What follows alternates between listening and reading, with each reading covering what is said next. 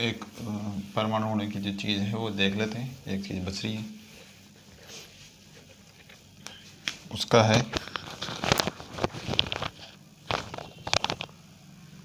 कि जो अपने जो तत्व हैं कौन कौन से, hydrogen, helium, beryllium, boron, carbon, nitrogen, oxygen, fluorine, neon, ये 10 हो गए और 10 इधर लिख देते हैं। ये 10 हो गए और 10 इधर लिख देते हैं, नहीं तो इधर ही आ जाए तो देखते हैं। Sodium, sodium, magnesium, aluminium, silicon, phosphorus और सल्फर, इतने आ गए। और अब कितने बचे, क्लोरीन, आर्गन, पोटेशियम, ये है 17, 18, 19, 20 ये 20 है पूरे, सीरियल वाइज है। इसमें देख लेते हैं कि जो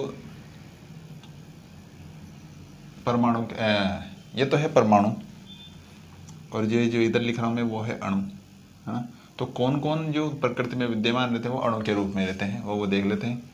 ये रहता है, ये आपका सिंगल रहता है Be, इसका अपने को पता नहीं है, ये शायद सिंगल ही रहता है, ये भी। और कार्बन भी सिंगल रहता है N2। जो जो डबल रहते हैं ना उसका देख लेते हैं अपन, और उसको फिर ऑप्शन से कर सकते हैं सवाल को। O भी O2 में रहेगा, N भी N2 में रहेगा, N ऐसे कैसे रहेगा, ये भी ऐसे ही, F ऐसे रहेगा। यहाँ पर ये जो Cl है वो Cl2 में रहेगा, Ca भी ऐसे, K भी ऐसे, Ar भी ऐसे, Mg भी ऐसे ही, Al2 ये रहेगा Al2। हाँ Al2 में रहेगा ये। S है, ये रहेगा P रहता है, P5 रहेगा शायद P। और जो S है वो S6 या S8 ऐसे ही। P रहेगा 5 में, S रहेगा 6 और 8 में। कुछ ऐसे। तो ये जो है, अब एक बार प्रश्न आ रखा है कि इनमें से कौन सा एक परमाणुक है ना। अब ये जो अणु है ये कौन सा है, द्विपरमाणिक। भाई ये अणु है, इस अणु में कितने परमाणु है, 2। हाइड्रोजन के 2 परमाणु है, इसमें नाइट्रोजन के 2 परमाणु, इसमें ऑक्सीजन के 2 परमाणु है, इसमें ये एल्यूमिनियम अणु है। ये है आपका अणु, और इसमें कितने परमाणु हैं, ऐसे 2 परमाणु हैं। तो ये वाली बात ध्यान में रखनी है। इसमें ये जो P5 है तो ये अणु है, परमाणु में देखिए क्या बना, अणु। अब इसमें कितने परमाणु है, 5 परमाणु है, इसमें 8 है, इसमें 6 है। तो ये आपको ध्यान रखना है कि कौन कौन से तो एक परमाणुविक हैं और कौन कौन से द्विपरमाणुविक है। ये हीलियम का He रहता है हीलियम का। अब देखो एक ये तो है बेरिलियम,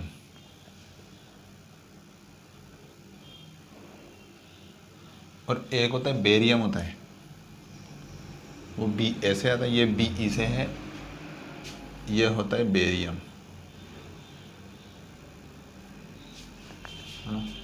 कुछ और भी इम्पोर्टेंट जो परमाणु है वो ये होते हैं, जैसे कि सोना होता है, सोना होता है Au, सोना का ध्यान रखें। जिंक ज्योग्राफी में भी काम में आ जाता है, खनिज जो होते हैं उनमें, तो जिंक का Zn। लोहे का क्या होता है, Fe, लोहा, या फिर इसको आयरन भी कह दो, फेरस इंग्लिश में, वैसे तो फेरस होता है, Fe से फेरस, लोहा कह दो, आयरन कह दो।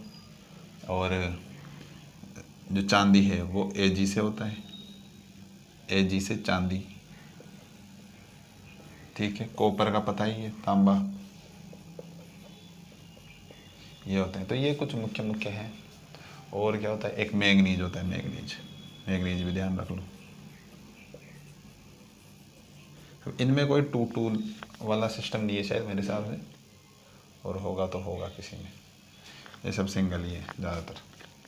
तो ये कुछ इम्पोर्टेंट हैं, इसके अलावा तो फिर कोई भी काफ़ी सारे हैं, तो यही ध्यान रखना। 20 तो ये हो गए, और कुछ ये चुनिंदा जो है।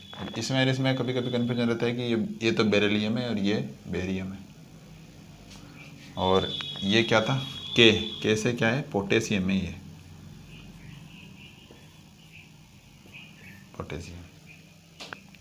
आर्गन है। अब देखो इसमें जो एक तो है हीलियम, एक है नियॉन आपकी, ये 2 नंबर पर है, ये 10 नंबर पर है, और ये 18 नंबर पर है, ये वाली आर्गन, इसको बोलते हैं आर्गन। ये 18 नंबर पर है। देखो दोनों में कितना कितना गैप है, 8-8 का गैप है तीनों में। 2 फिर +8 किया तो 10, फिर +8 किया तो 18। तो जो दूसरे नंबर पे है, 10 नंबर पे, 18 नंबर पे है, वो क्या है, आपकी अक्रिय गैस है। अक्रिय गैस, अक्रिय गैसें हैं ये। कौन कौन सी, हीलियम है, नियॉन है, और क्या है, आर्गन है। और हमें पता ही है कि पृथ्वी पर सबसे ज़्यादा अक्रिय गैस यही है, आर्गन ही है, वायुमंडल में मतलब आर्गन ही सबसे ज़्यादा। तो ये अणु परमाणु वगैरह हो गया। हम देख रहे थे कार्बन, कार्बन पे आ जाते हैं। जो कार्बन है ना, कार्बन का देखते हैं कि कार्बन क्या है। ये 6 नंबर पे आता है, अपन ने देखा अभी जो लिखा था उसमें कितने नंबर बताइए, 6 नंबर पे था, 6 पे है ना। तो इसका परमाणु क्रमांक क्या है, 6। 6 का मतलब है कि इसमें 6 ही क्या होंगे, प्रोटॉन, और 6 ही क्या होंगे, इलेक्ट्रॉन। ठीक है, 6 प्रोटॉन और 6 इलेक्ट्रॉन हो गए। और इसका जो इलेक्ट्रॉनिक विन्यास है, वो इलेक्ट्रॉनिक विन्यास वो क्या होता है, 1s2 2s2 2p2। अब ये जो ऊपर जो जितने भी लिख रहे हैं ना 2 2 2, ये इलेक्ट्रॉन ही है। अब इलेक्ट्रॉन कितने थे, 6 थे, तो 6 देख लो, 2 2 4 2 6। अगर मैं जैसे इसके बाद में क्या था, कार्बन नाइट्रोजन, कार्बन के बाद में क्या था, नाइट्रोजन। तो नाइट्रोजन के लिए यहाँ पर क्या हो जाएगा, 3, क्योंकि यहाँ पर 7 नंबर पे है तो 7 इलेक्ट्रॉन होंगे, तो यहाँ पर क्या हो जाएगा, 3 हो जाएगा। ठीक है, अच्छा 3 यहाँ पर नहीं कर सकते क्योंकि इसमें मैक्सिमम 2 इलेक्ट्रॉन, एस में जहाँ पर एस हो वहाँ पर मैक्सिमम 2 इलेक्ट्रॉन, पी हो वहाँ पर मैक्सिमम 6 इलेक्ट्रॉन, तो यहाँ पर 6 तक आ सकता है लास्ट। ठीक है, 6 और 4 10, जो 10 नंबर पे क्या आता है, नियोन, नियोन का होता है ये वाला। तो यहाँ पर क्या है, कार्बन का 2p2, क्योंकि कार्बन दे रखा है तो कार्बन का पर ध्यान रखेंगे। ठीक है, अब प्रश्न ये पूछ ले कि मान लो कि इसमें से एक इलेक्ट्रॉन निकाल लें तो किसका बन जाएगा। अब एक इलेक्ट्रॉन निकालने यानी कि 5 हो गया, तो 5 में 5 पे कौन आता है, बोरोन आता है, तो वो ये बोरोन का इलेक्ट्रॉनिक विन्यास हो जाएगा। एक चीज़ तो ये हो गई। दूसरी चीज़, जो कार्बन है वो मेन कौन सी संरचना बनाता है, चतुष्फलकीय, है ना। चतुष्फलकीय संरचना बनता है, कैसे बनाता है वो, जो हीरे में होती है, हीरे में भी यही संरचना होती है, ऐसे करके ऐसे। ठीक है, अब यहाँ तो या तो हाइड्रोजन जोड़ दो आप, यह मीथेन का सूत्र हो गया, लेकिन हीरा होता है, हीरे में कार्बन कार्बन से जुड़ता है, वो एकदम शुद्धतम रूप है, उसमें किसी तरह का कोई भी परमाणु नहीं होता, वो कार्बन है टोटल। तो यहाँ पर मैं कार्बन से जोड़ दूंगा, ये हीरा होता है ये। अब ये चतुष्फलकीय है ना। चतुष्फलकीय कैसे है, ये क्या है कि ये तो आपको सामने से दिख रहा है, और ये क्या है, पीछे की साइड, ये वाला जो हिस्सा है नीचे वाला है 3D में है। ये 3D का मतलब कि यूँ समझ लें कि जैसे ये है, ये 2 हो गए, ये हो गया 1, ये 3 हिस्से तो ये हो गए, ऐसे करके कुछ ऐसे घूम भी रहे हैं थोड़े थोड़े, और एक ये सामने आ रहा है, तो ये जो सामने आ रहा है वो नीचे वाला है, और ये ऐसे हो गया, यानी कि इसको कुछ यूँ करके ये है, ये तो ये है, एक ये ऊपर जा रहा है जो पेन हो गया, और अब जो सामने आएगा, ये 3 है, ये सामने आएगा जो ये वाला है। ठीक है, तो इसमें क्या है कि जो इनके जो कोण होता है ना, वो क्या होता है, इनके मध्य जो कोण होता है वो 109 डिग्री और 28 मिनट होता है। कार्बन कार्बन, मतलब कार्बन कार्बन कह दो या दो बंद कह दो, दो बंद है ना, यहाँ पर हाइड्रोजन भी तो हो सकता है ना, यानी कि दो बॉन्ड है, इनके बीच में जो कोण होगा वो कितना होगा, 109 डिग्री 28 मिनट होगा। ठीक है, इसके बाद में जो कार्बन की संयोजकता है, संयोजकता का मतलब क्या होता है कि बाह्यतम कोश में कितने इलेक्ट्रॉन हैं। तो इलेक्ट्रॉन भरना शायद मैंने पहले बताया भी था, पहले कोश में कितने इलेक्ट्रॉन, 2 इलेक्ट्रॉन, तो 2। अब इसके पास 6 इलेक्ट्रॉन है, 2 तो भर गए, कितने बचे, 4। तो ये सेकंड जो आएगा इसके अंदर मैक्सिमम 8 भर सकते हैं, मैक्सिमम 8 भर सकते हैं। तो अपने पास कितने बच रहे हैं, 4 बच रहे हैं, तो चारों को भर दो, भर दिया, और ये 4 भर दिया। तो अब बाह्यतम कोश में जितने इलेक्ट्रॉन होते हैं उतने ये दे सकता है और उतने ले सकता है। अच्छा नहीं, उतने तो दे सकते, जितने हैं उतने दे सकता है ये। इसके पास बाहर कितने हैं, 4, तो 4 क्या कर देगा, ये देगा, दान कर देगा। ठीक है, अब बाह्यतम कोश में 8 होने चाहिए थे, लेकिन हो रहे कितने, 4, तो 4 की क्या है, इसको आवश्यकता है, 4 की इसको आवश्यकता है, तो 4 ही क्या करेगा, ये लेगा। ठीक है, तो ये 4 इलेक्ट्रॉन दे सकता है और ले सकता है। आगे बात समझ में। तो इसकी जो संयोजकता है वो क्या हो जाएगी, बराबर 4। ठीक है, कहीं आपको +-4 भी मिल सकता है, तो +-4 भी कर देना, क्योंकि 4 ले रहा है और 4 दे रहा है, तो -4 और +4, तो ये हो गया। अब इसमें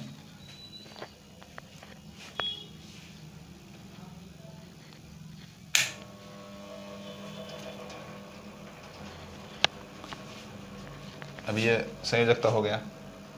इसके बाद में अपन इसको कार्बन में और तो क्या बच रहा है, स्ट्रक्चर हो गई, ये हो गया। इसके अंदर इसके बाद में इसके जो क्या आते हैं, अपर रूप आते हैं। इसके क्या आते हैं,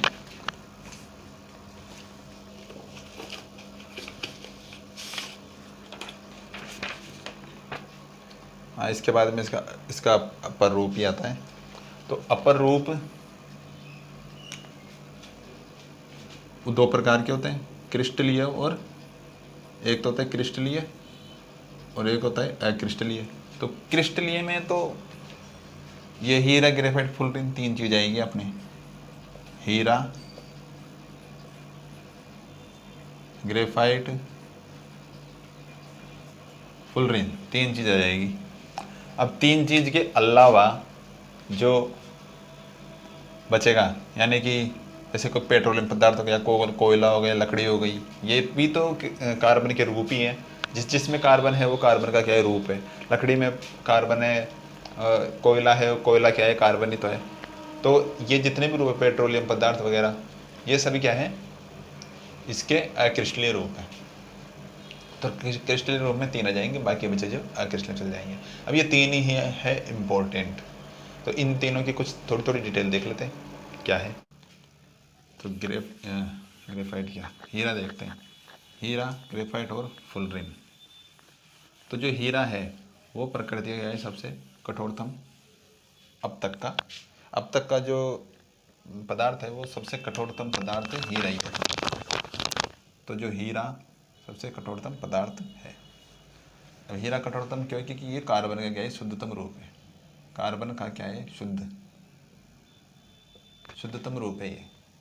और कार्बन के मध्य जो बॉन्ड होते हैं वो सॉलिड होते हैं एकदम, तो इसलिए ये क्या है कि शुद्धतम रूप है और कठोर भी है।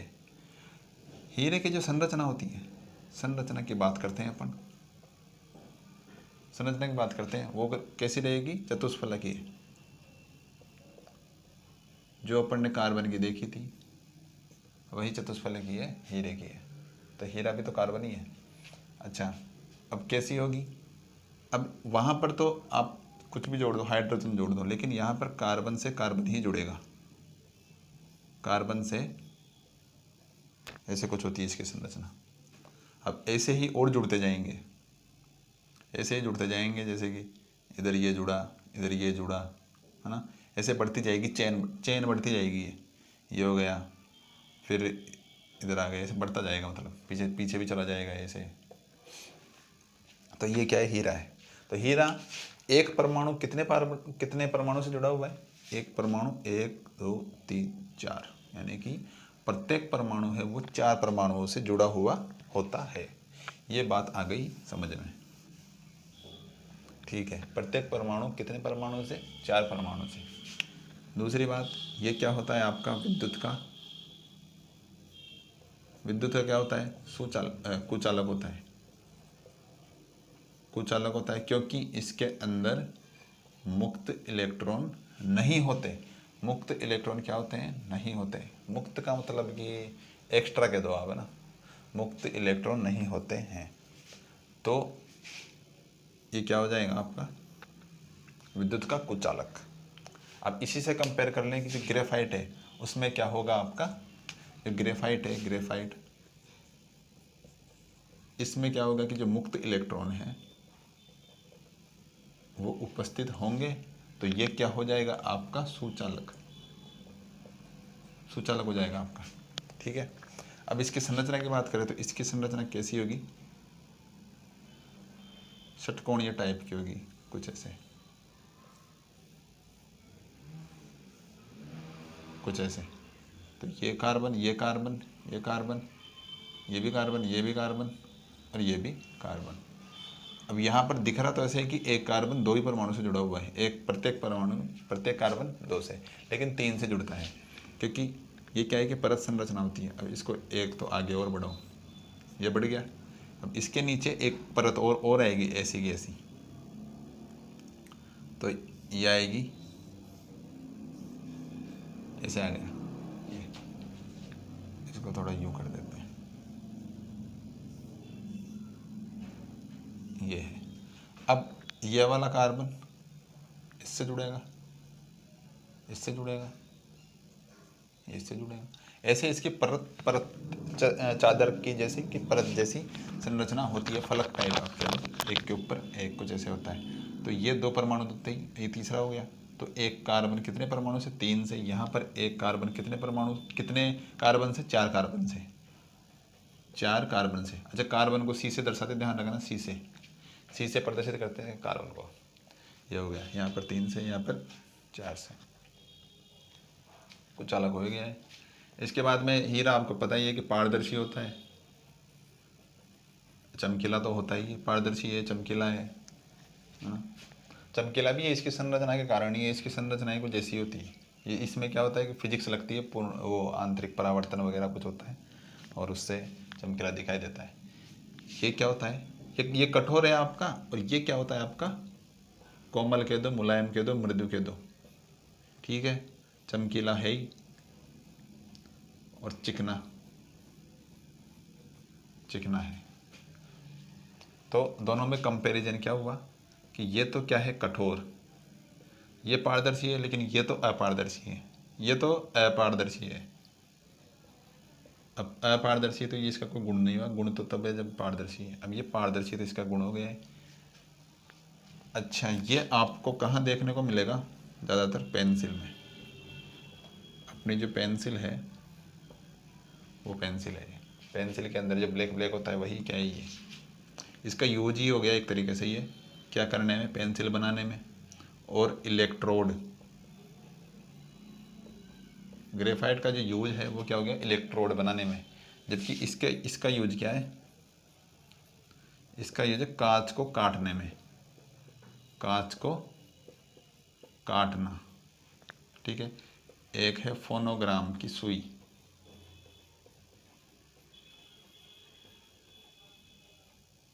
फोनोग्राम सुई बनाने में। और आभूषण में तो होता ही है, आपको पता ही है, आभूषण हो गए, रत्न हो गए, उनमें तो होता ही है। पेंसिल, इलेक्ट्रोड, और एक है इसका इम्पोर्टेंट क्या है, स्नेहक, स्नेहक के रूप में, है ना। शुष्क स्नेहक कह दो, शुष्क स्नेहक, शुष्क स्नेहक के रूप में। अब स्नेहक का मतलब क्या होता है, स्नेहक का मतलब होता है जैसे कि कोई जो क्रिया हो रही है, कोई क्रिया है ना, जैसे अपन मान लो कि कोई मशीनें हैं, है ना, कोई भी मशीन है तो उसके अंदर अपन ऑयल डालते हैं या ग्रीस डालते हैं ना, ताकि वो आराम से चले। ऑयल या कोई ग्रीस डालते हैं अपन, तो वो क्या है, स्नेहक है। स्नेहक है वो, यानी कि उसको सुविधा प्रदान कर रहा है एक तरीके से, क्रिया होने में, क्रिया आसानी से हो, तो ये स्नेहक के रूप में जो यूज होते हैं। एक जो परमाणु भट्टी है, परमाणु भट्टी,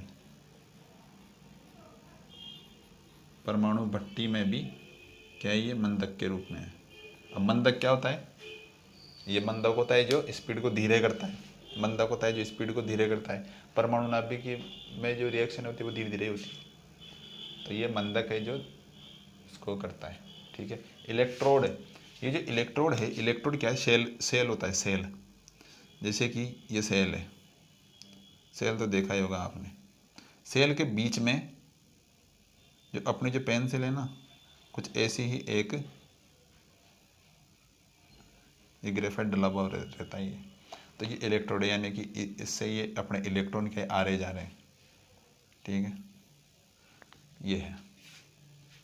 अब इसकी जगह कई कई बार कॉपर की छड़ भी यूज कर देते हैं। कॉपर क्या है, धातु है, धातु को इस्तेमाल कर लेते हैं, लेकिन ये सुचालक है। धातु क्या है, विद्युत की सुचालक होती है, लेकिन यहाँ पर ये भी सुचालक है, तो इसको यूज कर लिया इसकी जगह पर।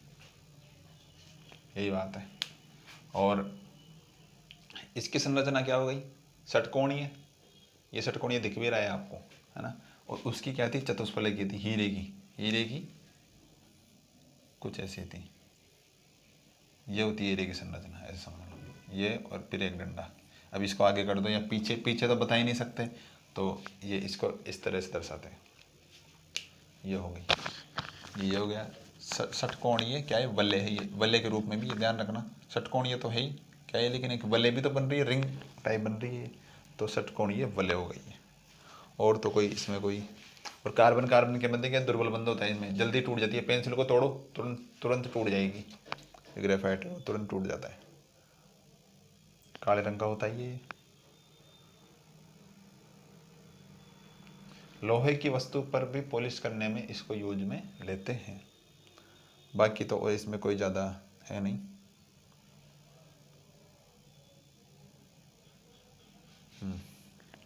तो ये दोनों हो गए। अब इसके बाद में जो फ्लोरीन है वो करते हैं।